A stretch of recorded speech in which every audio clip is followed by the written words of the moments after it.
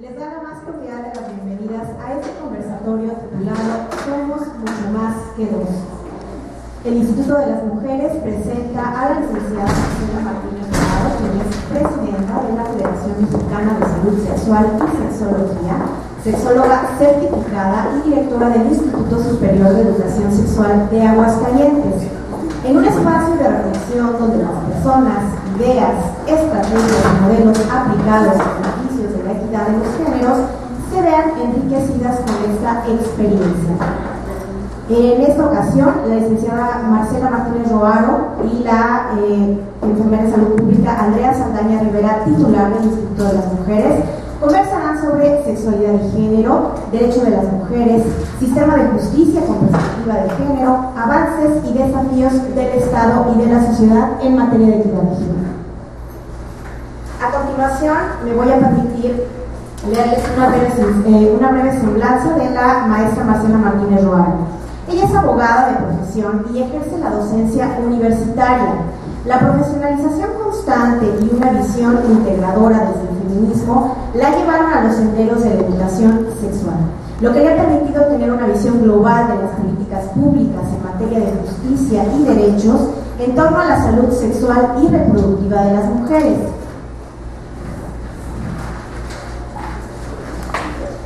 Martínez Roaro es también referente obligado en los trabajos de sexología en México, autora del libro Derechos y Delitos Sexuales y Reproductivos, en el que argumenta el reclamo de las feministas sobre la despenalización del aborto, que contribuiría a preservar la salud y la vida de miles de mujeres. Se requiere incidir entonces en información y educación sexual, pero también en la asimilación de la perspectiva de género de las políticas públicas. Bueno, sin más preámbulos, le cedo el micrófono y la palabra a la persona Marcela Martínez Roaro y nuestro titular del Instituto de las Mujeres. Muchas gracias por su asistencia.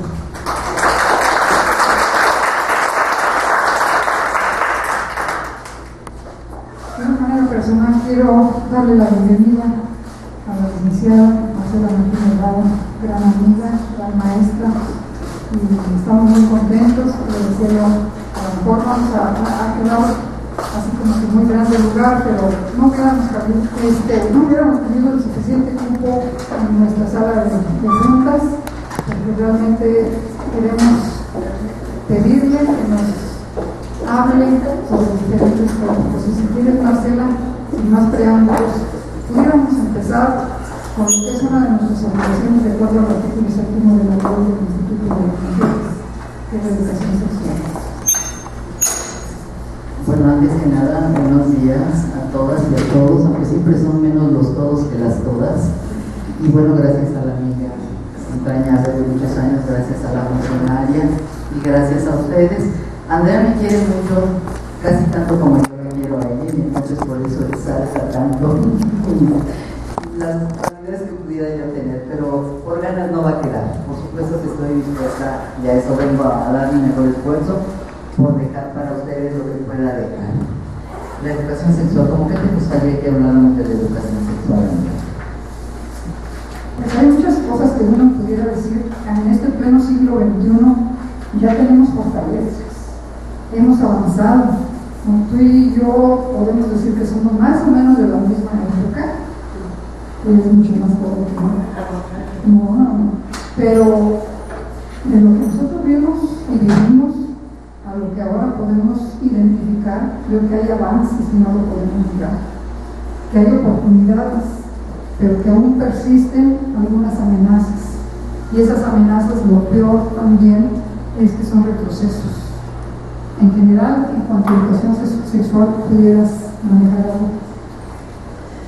Sí, cuando una anda en estas cosas, en talleres, cursos, pláticas, conferencias, etcétera, encuentra siempre reclamos, sobre todo de las mujeres jóvenes, más que de los hombres, de decir, es que pasan cosas, hacemos, trabajamos y la situación sigue igual. Y yo creo que no, como dice Andrea, cuando uno ya tiene sus añitos y voltea para atrás y lo que una vivió, se acuerda uno de los años, tienes de los 40, yo soy de 43, entonces puedo hablar de que yo recuerde 48, 49, los 50, los 60, 60, y vea uno cómo está ahora las cosas. Por supuesto, indudablemente que ha habido avances, pero también surgen nuevas problemáticas. platicábamos hace un rato antes de empezar, ahorita por ejemplo era el problema de las jovencitas embarazadas que hace muchos años no existían. Sí hay hoy más información, mucho más información por todos los medios, y esto tiene una doble cara. A través de los medios tenemos una cantidad de información impresionante, y no se diga a través de estas nuevas tecnologías del internet, en donde tocar un botón, pues a niñas, a niños y a todo aquel que sepa. No digo tocar un botón porque desde los niños de algún año ya saben tocar el botón, pero desde que se sabe leer y escribir tienen acceso a toda la información. Qué bueno que bien diría uno, pero por otro lado hay información totalmente indiscriminada, y desde pequeñitos pueden entrar a cuestiones pornográficas que no son muy veraces en la información que dan, a cuestiones que pueden dañarles, hasta cuestiones que pueden hacerles mucho bien. Creo que los avances que podemos tener es eso, hay mucha más información. El riesgo de esto es que no tenemos ya capacidad para poder controlar esa información, porque en términos de sexualidad sí tiene que ser uno tener mucho cuidado con la información que llega, sobre todo niñas, niños y adolescentes. En otro sentido, en México, como parte de ese trabajo educativo, pues está el libro de texto, que en la parte de ciencias sociales tiene una serie de informaciones muy valiosas. Desde que se crea el libro de texto gratuito en los años 70, esta parte informativa que ha sido incluida en los libros ha sido hecha por personas en general muy capacitadas. Había el INPE en el sexenio de Fox, pero fuera de esa etapa, en todos los demás sexenios la información ha sido hecha por personas expertas, muy cuidada, y creo que esto ha permitido que llegue no siempre a niños de primaria esta información.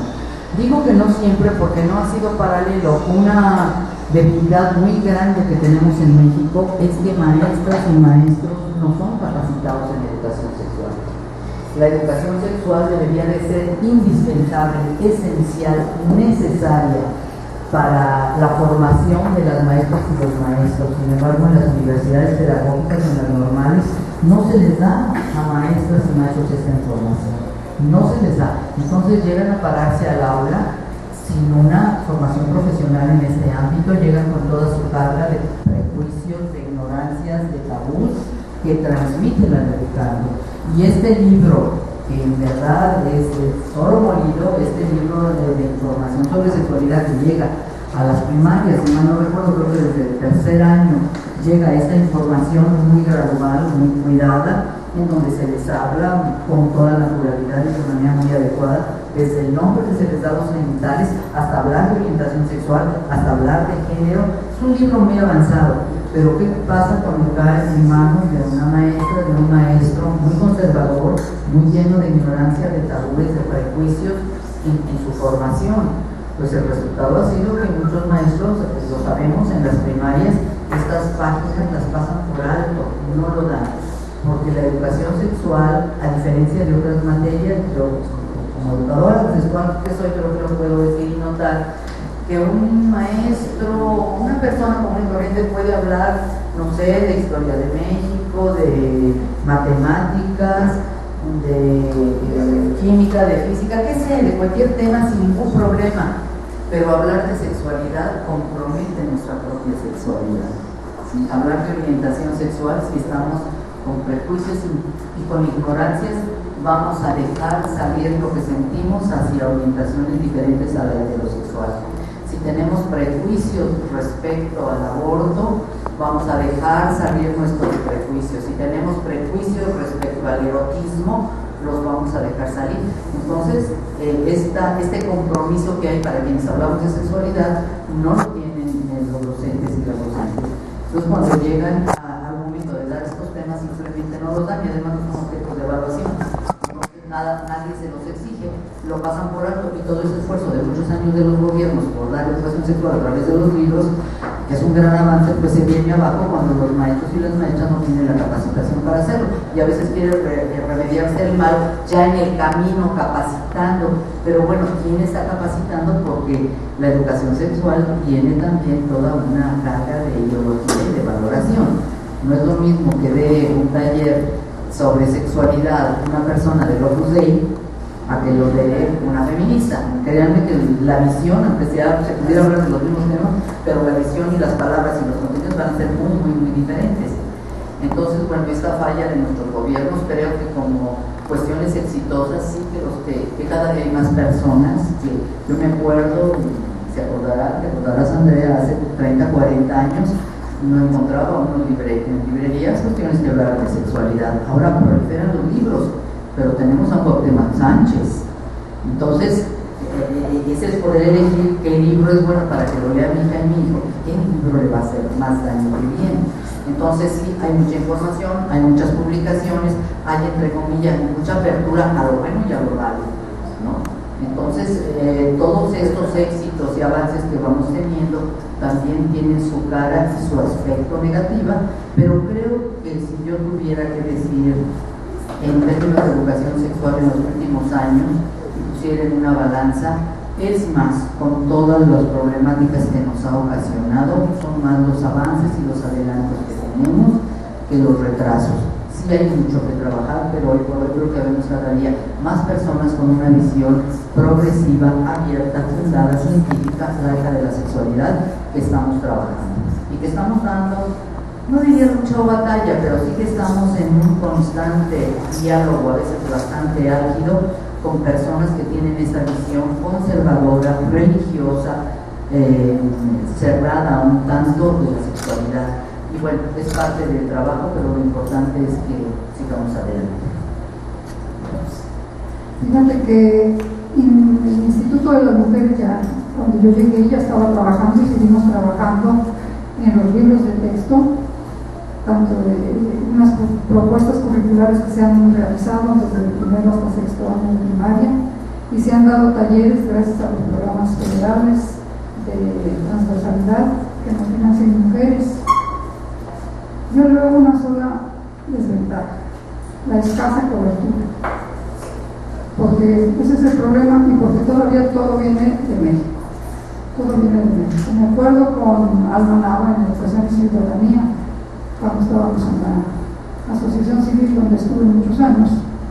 Fuimos con Rostros y Voces, y con la Universidad de Massachusetts nos dieron una currícula muy interesante. Recordarás tú que pues ya desde Elige un futuro mejor, la de Susan P, todas esas películas, Planeando tu vida, ¿sí? Todas esas currículas que han presentado, creo que se van superando cada día. Esa que conocimos nosotros traía ya una vertiente relacionada con el trabajo y con la tolerancia hacia la homosexualidad. Pero aparte, la Universidad de Massachusetts nos ayudó en la evaluación de esa currícula. Entonces tuvimos datos duros que mostraban el impacto que tenía sobre las chicas y los chicos, pero también los datos cualitativos de un cierre que hicimos muy lúdico, como generalmente acostumbramos a hacerlo. Los testimonios realmente, algunos eran conmovedores, otros eran estresantes, como el de Mamá Rosa, por ejemplo, ¿sí? Y decíamos, pero ¿cómo es posible que esto esté sucediendo desde hace una década más o menos? Que no se manejaba mucho la palabra bullying, pero el proceso era bullying en las escuelas, bullying de los maestros, bullying, violencia, todo ese tipo de cosas, cómo las podríamos abordar en medio de unos esfuerzos tanto de la sociedad como del Estado que no alcanzan a cubrir todo el mundo que tenemos de población, que no alcanzan a cubrir todo el mundo de padres y madres de familia, que lo que a veces menos les interesa es la educación sexual, porque lo dan por hecho de que a mí así me educaron y yo así voy a educar a mis hijos. Entonces la transmisión generacional también podríamos decir tiene sus asegúnes, ¿verdad? ¿Sí? Pero hay algo que está volviendo a querer retomar un espacio: la abstinencia. ¿Qué nos pudieras tú decir de eso? Que saludable. Es saludable para quien la quiera llevar. Está bien, quien quiera practicar la abstinencia me parece bien, ¿no? Pero habrá a quienes no nos satisfará del todo, y creo que tenemos el mismo derecho. Creo que lo importante aquí es que las opciones estén abiertas y que con un conocimiento informado cada quien decida lo que quiere decidir. Lo que se me hace francamente cruel es que nuestras niñas, niños y adolescentes estén siendo bombardeados hoy por tanto mensaje erótico y que a la vez no tengan la información como para decidir qué hacer. Les digo yo que a mí me da la idea de alguien que está muerto de hambre, que no ha comido en 8 días, y le pasamos una torta de jamón con su aguacate, su queso, y le decimos no la comas, no la comas, no la comas. Me parece francamente cruel. Si uno prende la televisión, o sea, en los canales, no sé, sí, no, los estos de Sky, ¿cómo se llama? Sky, no, del cable, Sky, ¿cómo se llama? Canales comerciales. Televisión abierta. La televisión, no, es decir, uno prende estos canales comprados y la televisión abierta, y en ambos va a encontrar simplemente las telenovelas de las 5 de la tarde, uno ve los besos y hasta uno se le hace agua a la boca. Y eso lo están viendo los niños de 5, de 8. Si les estamos dando de veras, no digamos ya escenas más eróticas que pueden pasar en otros horarios y que están al alcance de las niñas y los niños. En verdad, los estamos bombardeando, los estamos sobreexcitando y no les damos opciones. ¿Qué hago con esta sobreexcitación? Pues desde una criatura, desde que nace, tiene erotismo y tiene apetencias eróticas, no como las tiene una persona adulta. Pero bueno, ustedes habrán visto que ya el ultrasonido se puede ver erección en niños. No podemos ver lubricación en niñas porque no ha llegado a tanto nuestra tecnología, pero el día de mañana podremos ver lubricación vaginal en los productos que se pueden ver a través del ultrasonido. Niños que desde recién nacidos el pene se erecta. Si no quieren llamarle erotismo, no le llamen, pero sienten bonito. Los genitales son fuente de placer, para eso están. Así fue hecho nuestro cuerpo, como la boca está hecha para comer, los genitales están hechos para arrancar, para detonar placer. Si a un bebecito, si a una bebecita, no se diga ya a un niño, niña mayor, a un adolescente le tocan los genitales, sienten rico, sienten bonito. Si ellos se los tocan, van a sentir bonito. Pero no queremos aceptar esto. Entonces es fácil decir, no te los veas, no existen, no te toques. No lo podemos evitar, ahí están, son parte de su cuerpo, cargan con ellos las 24 horas del día. Y parte de la educación sexual que tendría que darse en casa, porque si no lo hacen los papás o las mamás, mucho menos lo van a hacer las maestras en preescolar, y no se diga maestras y maestros más adelante.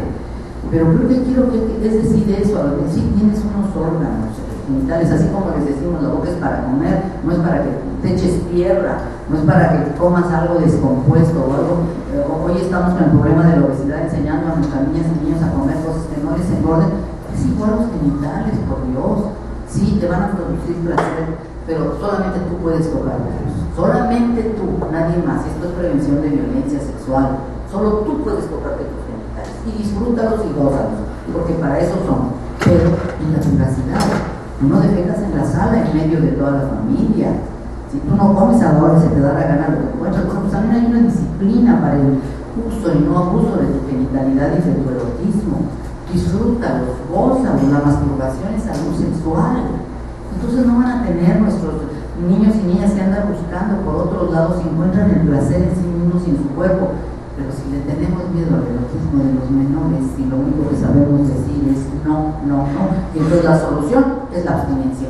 No te toques, no te veas, no existe, y no se diga en África, en donde está la infibulación y la clitoridectomía, ¿no? Llegar a extremos así, pues sí, córtales el clítoris y cóseselos para que ya ni se los vean, ¿no? O pones un cinturón de castidad.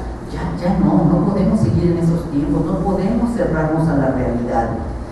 Abstinencia sí de relaciones sexuales, pero que en la medida en la que se le habla a un niño y una niña, estoy hablando de 3, de 4 años, no lo vas a sentar a hablarle de cuáles son las parafilias que existen, no se le habla eso, pero sí les puedes hablar de su vulva, sí les puedes hablar de su pene, que ya lo es importante para tu vida, es parte de tu cuerpo, es tan hermoso como puede ser tu mano o tu cara.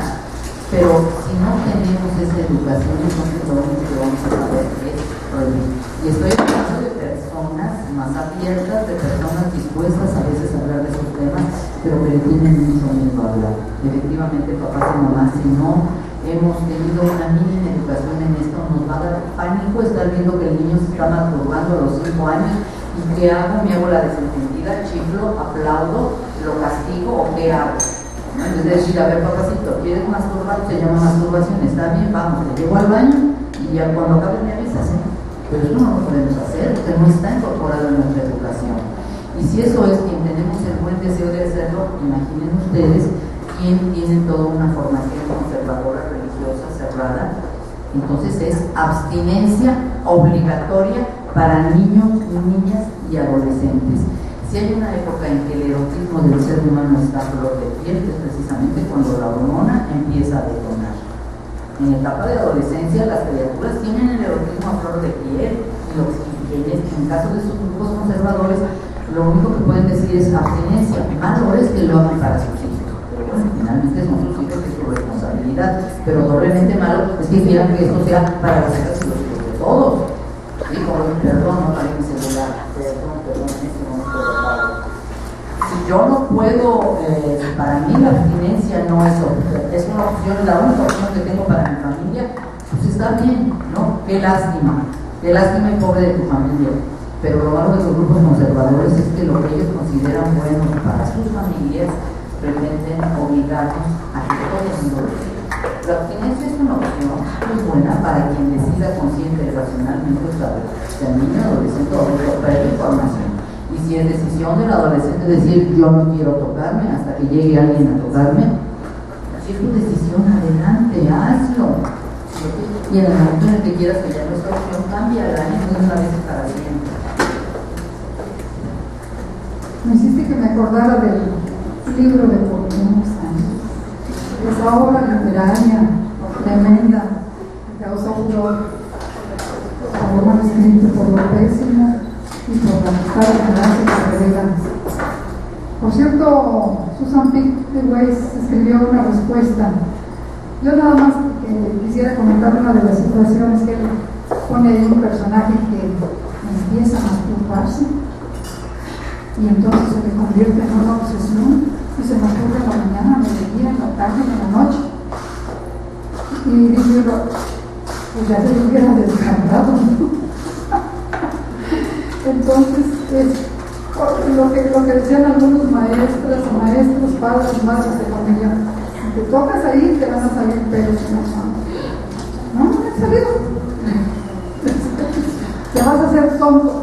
Eso también lo maneja que ahorita nos llaman. Disminuye el coeficiente intelectual entre mayor número de masturbaciones se presentan. Entonces, realmente es muy lúdico, porque te hace reír. Te hace reír si tú tienes la información correcta y dices, ¿cómo puedes decir eso? No, y además le dieron todas las lecciones de transmisión sexual la primera vez que fue a tener una relación sexual. Además, maneja la sexualidad como si la única manifestación de la sexualidad fuera el coito. ¿Quisieras abordar? Sí, no, cuando me toca a mí que he estado en debate con personas conservadoras, les digo yo, si les salieran pelos en la mano, vean que la mayoría del auditorio estaríamos peludos. Si afectara la mente, la mayoría de los que están aquí seríamos retrasados mentales, No, sería creo que una manera de dar, en el caso de Susan Pitt, que es una pieza que tiene muchos años trabajando, me parece la mejor respuesta que dice el señor, que además, no, la verdad es que lo sé ojeado, que lo conozco por las experiencias de gente que sí lee como muy en la Saldaña, pero creo que es ingeniero el señor, ¿no? Pues, pero creo que es ingeniero, ¿no? Y se metió, algo así, no tiene una formación y se metió a trabajar estos temas. Y bueno, el resultado es eso, ¿no? Que realmente la amplia gama de la sexualidad, que es riquísima, una de sus partes, es el erotismo. Tiene que ver con placer sexual, con genitalidad, pero es una. Y tal vez porque es la parte más placentera, no olvidemos que la mayoría, seamos o no seamos católicos, hemos sido formados, que somos productos de una cultura que judio-cristiana. Entonces yo le digo, en este país todos, sean o no católicos, todos hemos guadalupanos, porque la cultura está en el ambiente, mamamos la cultura judio-cristiana. Y en la cultura judio-cristiana se exalta el dolor. El dolor es maravilloso, acuérdense, para llegar al cielo, para disfrutar de las delicias del paraíso, sufrir mucho y no gozar nada, y menos gozar eróticamente. Entonces, si tenemos todos estos en proyectos desde que tenemos uso de razón, obvio es que le tengamos mucho miedo al placer sexual, y que le tengamos mucho miedo al erotismo, y que le tengamos mucho miedo a la cópula. Y cómo reaccionamos con las cosas que normalmente las llenamos de mentira, de prejuicio, de tabú, y traspasar todos esos miedos, primero hay que querer hacerlo, y después es todo un proceso. Yo creo que aún quienes tenemos muchos años en esto, tenemos todavía nuestros prejuicios, por supuesto que sí, quizás estemos más conscientes y nos enojamos a veces con uno mismo, con una misma, pero finalmente es resultado de una cultura mamada desde que se tiene uso de razón. Entonces siempre quitando y despojando, no solamente quitarle sus miedos al erotismo, sino convertirlo en algo que se disfrute y se goza, pues es muy difícil. Tenemos otras culturas, ¿no? Como puede ser la hindú, en el que, por el contrario, el erotismo tiene todo un sentido en la vida positivo. Nosotros vivimos en una cultura sexofóbica o erotofóbica, en la que el placer sexual, el placer es malo, pero si es placer sexual es malo, causa muchos daños, tanto que nos llevan a esto.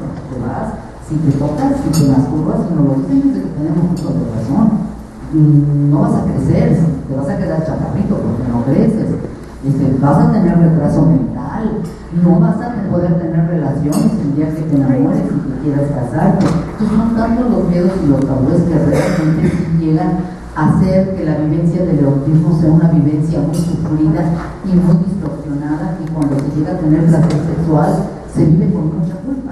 También algo del que nos heredamos de la cultura, no heredamos, sino lo seguimos viendo, la cultura judio-cristiana es la culpa. Todo está lleno de culpa, todo lo que hago es malo. No, si ya yo me acuerdo cuando yo era jovencita que teníamos relaciones sexuales antes de casarnos. Era una vergüenza terrible. Yo me acuerdo que había una amiga que decía que tenía una tía que ella podía ver en los ojos de una mujer que era hija. Nunca quisimos conocerla, porque lo vivió las jóvenes de mi generación, y todavía hoy por hoy, sobre todo las mujeres que hombres, pues vivimos el erotismo con mucho sufrimiento y con mucha culpa y con mucha vergüenza. Creo que cada día aquí están los pasos, hoy día las jóvenes, hay más mayores que todas, pero cada vez hay más jóvenes que de una manera muy racional y muy placentera viven el erotismo. Qué rico es oír a Marcela, ¿verdad? Sí. Yo quisiera irme por otro referente porque ya la abordaste, de hecho. De repente, como tú dices, hay mucha información, hay acceso a través de las redes sociales, de los medios de comunicación, de los libros de texto, de otro tipo de libros, de literatura barata, de lo que sea. Pero estamos el personal de salud, el personal de educación, el personal de otros ámbitos, y cada quien percibimos nuestra función, nuestra responsabilidad como educadores sexuales o como represores sexuales. ¿Cómo ves tú el equilibrio de fuerzas? De repente las represiones desde el punto de vista religioso, y hablando en general de todas las religiones, son tremendas, porque le inculcan al niño de que te está viendo Dios, o te está viendo el Ser Supremo en el que crean, y todo lo que hagas allá te están viendo. Y entonces decía un funcionario MTZ Abascal, que cómo era posible que si en la recámara está el Cristo, está la Virgen, y ahí van a estar haciendo, dice, cochinadas. Entonces, ¿cuál es la función que cada quien percibe para proteger o para liberar en la educación sexual? ¿Cómo podemos cambiar eso? ¿Cómo podemos abordarlo? ¿Desde el ámbito físico? Público y Bueno, porque pensando cuando me dices funcionarios, yo estoy pensando en el sector público, quienes trabajan en el sector salud, que son quienes más vínculo tienen con la sexualidad, o quienes están en el sector salud, quienes están en el sector educativo. No me imagino, por ejemplo, el secretario de Hacienda, que cobrara impuestos por relaciones sexuales, pero creo que hay instancias públicas que están muy alejadas de la sexualidad. Y hay otras que están íntimamente vinculadas. Hablando desde lo macro, pues sería todo el sector salud y todo el sector educación. Y claro, el sector mujeres, pero pensando en estas grandes secretarías, porque finalmente, bueno, están por supuesto los institutos de mujeres que han venido a hacer un trabajo muy, muy importante en todo este avance, no nada más para las mujeres, también para los hombres, porque cualquier cosa que sea en beneficio de las mujeres lo disfrutan también los hombres, pero desde estas grandes instancias nacionales, desde la Secretaría de Salud Pública o la Secretaría de Educación o las instancias estatales, no podemos evitar que quienes están al frente de una institución, incluyendo, por ejemplo, un instituto de las mujeres, tienen su ideología y que marcan con su ideología su trabajo. Aunque lo que debería de ser única guía de su función, el cumplimiento de la ley, no siempre es así. Y a veces manipulan y cambian, ocultan la ley para finalmente dar paso a la imposición de su propia ideología. Y es el caso cuando hablabas de Abascal, ¿no? El discurso de Abascal, que era profundamente conservador, misógino, homófobo, machista, y todo lo que lo podamos calificar, y además el peso que tiene porque es a una autoridad pública del máximo nivel del federal quien lo emite. Cuando hablamos de las instancias estatales, pues finalmente también ellas marcan la ideología que rige a toda la institución. Y bueno, yo no puedo poner ejemplos que no me consten, sí puedo poner ejemplos que me consten. Yo radico en el estado de Aguascalientes, y entonces yo veo en mi estado, en el municipio de Aguascalientes, la ciudad capital, el trienio anterior, una alcaldesa progresista, abierta, dispuesta a apoyar la causa de la educación sexual, la causa de las mujeres, y que le da al Instituto Municipal una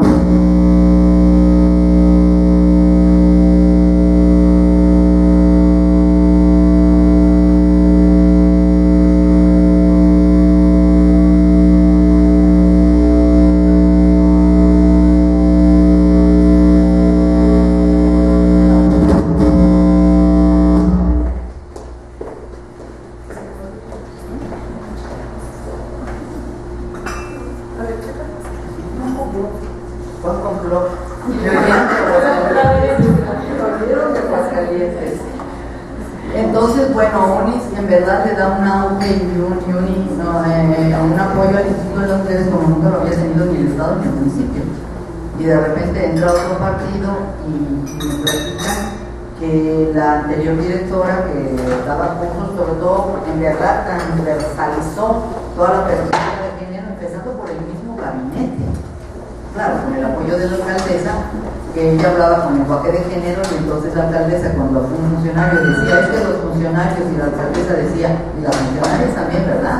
Entonces, bueno, pues así es padre hacer el trabajo, pero de repente cambia en el trienio el gobierno y viene un gobierno conservador, y entonces me entero que una serie de recursos didácticos de penes, vaginas, de muñequitas que se embarazaban y parían, todo eso que se trabajaba en los talleres y que había comprado a un gran costo la anterior directora, cuando llega la nueva directora dice, estas son enchinadas, tírenlas a la basura, ¿no? Entonces, pues sí, decimos pero sin embargo para esas personas que entraron de repente a esta, porque salieron todas las que habían entrado, que obviamente desde la titular que las contrata, pues contrata a mujeres y no formadas, sí con disposición de formar en este sentido, ¿no? Pero cuando se van todos y llega gente sin ninguna formación y sí con una ideología profundamente conservadora, pues esa es la visión que tienen. Entonces imagínense que en vez de ser una instancia municipal, sea una instancia federal.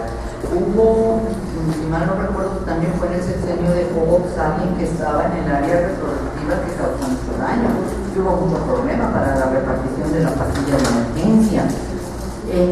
todas estas, imagínense, un grupo conservador en el poder, todo el daño que puede hacer, desde políticas públicas que quizá no vayan muy orientadas a lo conservador, pero que sí que frenen otras cosas como promoción de métodos anticonceptivos, como abastecimiento, por ejemplo, como no atención a las mujeres embarazadas, muerte materna, todos estos temas que tienen que ver con las mujeres. Entonces, por supuesto que tiene que ver mucho la ideología de quien está. Sí lo hay funcionarios y funcionarias que a pesar de su ideología tienen la honestidad y la capacidad para decir, bueno, yo no creo, yo no confío en esto, pero ya no voy a seguir mi ideología, es lo que debo de seguir, que es la ley me ordena esto, la norma me ordena esto, yo la cumplo, sí hay, afortunadamente sí hay, pero también hay otras funcionarias y funcionarios que desconocen lo que es la función pública y que sienten que llegar a un puesto de estos es por imponer su voluntad, no por imponer lo que la norma dicta, ¿no? Entonces, en este sentido, yo creo que la gran labor, el gran trabajo, no creo, estoy cierta y lo afirmo, y si estoy equivocada me gustaría que me desmintieran. El trabajo en este país de educación sexual lo ha hecho la sociedad civil organizada, los han hecho las ONGs, somos quienes hemos hecho el trabajo de educación sexual, porque el gobierno no lo ha hecho. El gobierno, su trabajo está nada más en el libro de texto gratuito, que es muy importante, pero hasta ahí ha llegado. Pero quienes hemos hecho la educación sexual en este país hemos sido las organizaciones civiles, así como la salud sexual y no la reproductiva, la capacitación y la formación la hemos hecho las organizaciones sociales. Y bueno, tienen ustedes entidades federativas como es el Distrito Federal, que están las organizaciones sociales más fuertes y son ellas detrás del poder quienes han hecho los grandes cambios en la legislación. En cambio, en entidades muy conservadoras, en donde hay pocas organizaciones sociales liberales, pues los avances son menos. Hay otros personajes dentro del Estado que tienen mucho que ver en los cambios o en los retrocesos y que pueden estar aquí, por ejemplo, en el Congreso del Estado o en cualquier estado en el Congreso de la Unión. Pero yo quisiera que hablaras de otros tiempos. Me acuerdo cuando mencionas a Porfirio Díaz en aquel cambio histórico de los cambios que se dieron en la Constitución, donde se proponía que fuera un Estado laico. No es de Porfirio Díaz, nosotros en el nacimiento del Estado mexicano después de la conquista nacemos como un Estado confesional, es decir, como un Estado en donde gobierna la Iglesia Católica con el gobernante político, y así son las primeras constituciones que nos rigen, incluyendo los sentimientos de la Nación de Morelos, que después se convirtió en la Constitución de 1812. Hablaba de que Dios Todopoderoso, que nos ha permitido llegar aquí, fueron ese tipo de constituciones en las que se habla que los poderes de quien ejerce el poder los da un ser supremo, y que están los sacerdotes o los representantes del clero católico, en el caso de México, gobernando de la mano con los funcionarios públicos. Se les llama estados confesionales. Tanto la norma como la práctica política está sentado aquí formalmente, desde la ley está sentado aquí el obispo o el sacerdote y el que es el gobernante. Realmente el que crea el Estado laico en México es Benito Juárez, con la Constitución de 1857, cuando ya no atribuye el derecho al poder a la suprema divinidad, sino lo atribuye al pueblo. Y por primera vez la Constitución de 1857 habla de derechos humanos y habla de que el ejercicio, de que la soberanía del pueblo, de la soberanía radica en el pueblo, y el pueblo el pueblo la pone en manos de gobernantes por el mismo pueblo electo. Y es entonces que en México juramos, el funcionario, el presidente de la República, jura sobre la Constitución, no sobre la Biblia. Y es a partir de esta Constitución y del gobierno de Benito Juárez, que desde mi punto de vista muy personal es el que crea el Estado mexicano. Realmente es a partir de Benito Juárez que son leyes que nos rigen, autoridades que nos rigen con fundamento en una Constitución, que surge un Estado laico. Porfirio Díaz después empieza a dar un vuelco y a darle es decir, durante de 1850, la Constitución de 1857 hasta 1910, que está Porfirio Díaz antes de que llegue Benito Juárez, es decir, es en el 1800 y pico, no me acuerdo las fechas, cuando llega Benito Juárez, Porfirio Díaz como presidente de la República.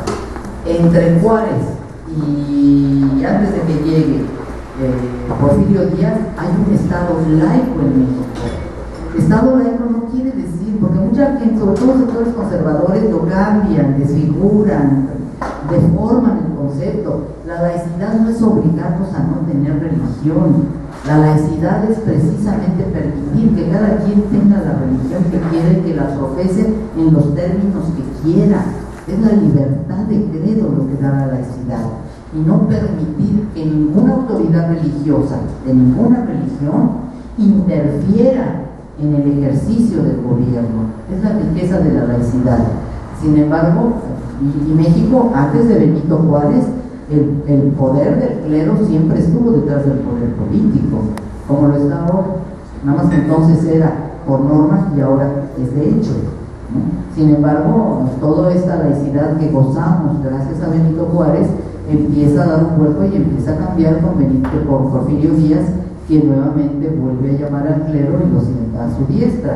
Incluso cuando en el 57, que es una anécdota, se dice que Benito Juárez era católico y todo su gabinete, que ha sido el gabinete más brillante que ha tenido este país, todos eran, si no todos, la mayoría, bueno, no, porque ¿cómo se llama? El Negromante era ateo a rabiar, pero muchos de ellos eran católicos y no fue un obstáculo para que votaran para que propusieran, porque lo votó el Congreso, una constitución laica.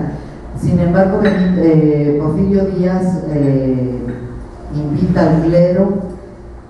Pero yo iba a platicar antes, en la etapa de Benito Juárez, cuando se cura la Constitución de 57, el obispo, no me acuerdo el nombre que era, prohíbe que se vote esa Constitución, y entonces excomulgan en 1957 a todos aquellos funcionarios que juraran la Constitución de 1857. Quedan excomulgados, católicos o no católicos, quedan excomulgados todos.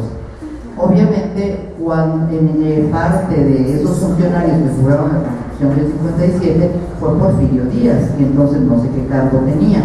El caso es que cuando es presidente Benito Juárez, empieza nuevamente a acercarse como funcionario, porque como particular lo puede hacer, pero como funcionario empieza a acercarse y a permitir la intervención del clero.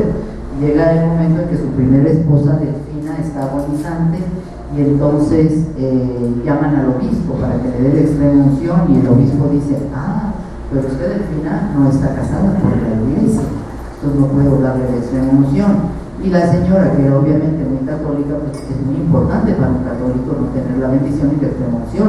Entonces pide, suplica a Benito Juárez: por favor, casémonos, Porfirio Díaz, casémonos para que me den la extrema unción. Se casan en artículo mortis, y todavía el obispo va más allá y dice: pero no puedo, porque ya los casé y tú como esposo juraste la Constitución de 57. Entonces necesito que apures, que niegues tu juramento para que yo le dé la extrema unción a tu esposa, si no, no se la doy. Entonces se dice que Porfirio Díaz apura y reniega de haber jurado la Constitución. Bueno, hoy por hoy la intromisión, y es parte de los retrocesos y los pocos avances que estamos teniendo en temas de derechos sexuales y reproductivos. Una intromisión del clero como nunca antes se había dado. Y hablo de las altas jerarquías católicas. Trátese del PRI, del PAN o del PRD. Aquí no hay partidos.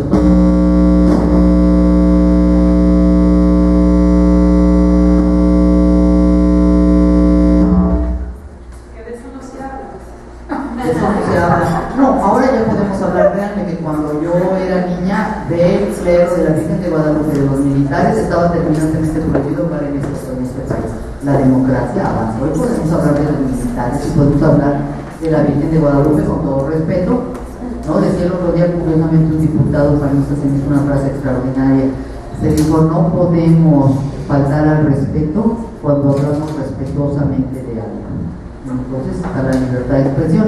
Hoy por hoy es algo en Aguascalientes, no sé si se adelantando un poco antes de en Aguascalientes, por ejemplo, cuando trataron el año pasado o antepasado de incluir la protección a la vida en el artículo de la Constitución, que es un avance para sancionar a mujeres que abortan, nuestra lucha, nuestro enfrentamiento fue con el obispo, y los diputados nos decían: es que el señor obispo ya nos dijo por abajito del mar, con eso no es posible que el obispo venga y les ordene a los diputados lo que tienen que hacer, una violación brutal al Estado laico.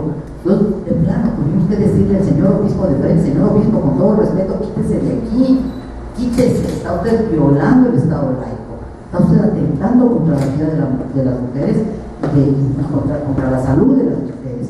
Entonces, la intromisión hoy por hoy de la alta jerarquía católica y de las políticas vaticanas en este país es terrible. Y aunque vivamos en un Estado laico y aunque ratificaron hace 1 o 2 años el artículo 40 que dice que la República Mexicana es una república representativa, federal, etcétera, etcétera, y laica, pese a eso la intromisión del alto clero católico es terrible e impresionante. Y lo digo porque lo he vivido, ¿sí? Como detrás de lo que opinan los diputados está lo que les está ordenando el obispo, y les tienen miedo al obispo. Esto hablo de un obispo de un estado, no quiero ver a, ¿cómo se llama? Roberto Rivera, que ha de tener arzobispo de México, ha de tener pánico, y el Papa no se diga.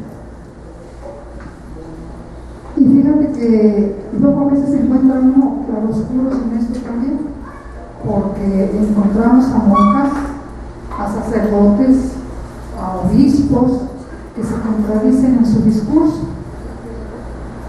Que dicen un día, o les dicen a los diputados: no, el aborto es pecado, así que esto no puede dejar de ser delito. Hay que proteger la vida desde el momento en que 2 células se unen, no importa la vida de la mujer. Entonces, ya hasta la Suprema Corte se pronunció, ya dio dictamen y todo, y en México se avanzó, pero ese es el discurso. Sin embargo, durante Semana Santa sale en todos los medios de comunicación el arzobispo primado de México, Roberto Rivera, mi tío, ¿verdad? Porque todos los Rivera deben ser parientes. Está diciendo que se perdone y que les da facultades a todos los sacerdotes para perdonar el pecado de aborto.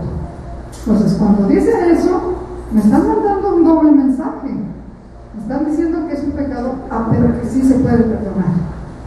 Entonces, las mujeres dicen, yo me he encontrado mujeres saliendo de la iglesia y dicen: oiga, acaba de decir el padre que ya no se acerquen a comulgar si traen el DIU, ¿qué va a hacer?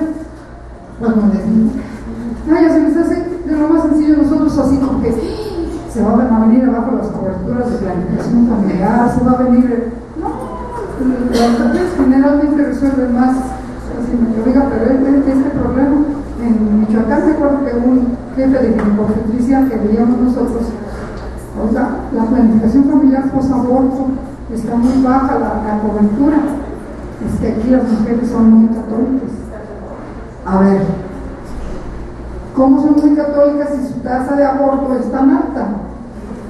Bueno, es que el aborto, pues sucede, van, piden, se confiesan, las perdonan y ya. Pero seguir usando el método de planificación familiar es un pecado continuo, y el otro es un pecado de, no sé, de interrupción, de intermitente, porque a veces recurren al aborto. Ese es el problema, porque está tan penalizado en algunos lugares por algunos sacerdotes o por algunos jerarcas de algunas religiones que no quieren los métodos de planificación familiar porque es pecado, pero recurren al aborto. Entonces esto entiendo pero no comprendo. Bueno, ya entrar al tema del aborto es muy complejo, ¿no? Ustedes saben que el aborto tiene muchos ángulos y muchas aristas. Es un problema de conciencia, de religión, es un problema de mujeres, es un problema de salud, es un problema de derechos, es un problema económico, es un problema de familia. Pero lo cierto es que mientras pretendamos dar una solución al aborto, primero pensando que que es un pecado y que va a ser sancionada religiosamente la mujer, pues no es por ahí por donde podemos avanzar. Si ustedes recuerdan, cuando se despenalizó el aborto en el Distrito Federal, se presentó esta controversia constitucional a la Suprema Corte de Justicia, precisamente por el ombudsman, no que tenía entonces Oberones, quien representaba los derechos humanos a nivel nacional de las mujeres, y por el Procurador de Justicia de la República. Ellos fueron los que presentaron la controversia constitucional. Creo que esto debió de haber sido suficiente para que ya nos quedara claro, porque por primera vez este tema abrió las puertas de una institución tan vetusta como la Suprema Corte, que era cerrada, que era muy mítica, como que es la Suprema Corte. Desde el edificio es impactante, y sin embargo por primera vez la Suprema Corte abrió sus puertas de manera muy democrática y escuchó todas las opiniones, se llamó a todas las ideologías, se llamó a expertos. Quien hizo el trámite para comparecer y exponer su opinión, fue escuchado. Y creo que ahí todos los fundamentos que dieron historiadores, antropólogos, sociólogos, demógrafos, médicos en diferentes especialidades, psicólogos, abogados, sí, todas la fundamentación desde donde quiera vérsele fue exhaustiva. El único argumento que esgrimió la parte contraria fue: Dios no lo permite, la vida la da Dios y solo Dios la quita. Todas esas argumentaciones de que si el embarazo empieza cuando el óvulo es fecundado o cuando está implantado, es decir, todas las argumentaciones científicas que se dieron fueron aplastantes, impresionantes. La argumentación por parte del procurador y de los demás fue simplemente: es vida humana, es un niño, es un bebé que no debe matarse. Este argumento es lo más, con todo respeto, lo más estúpido que puede haber. Yo recuerdo en una ocasión en un programa de radio que además que estamos en esto, no estamos a favor del aborto. Se necesita ser enfermo mental para estar a favor del aborto. Nadie puede estar a favor del aborto.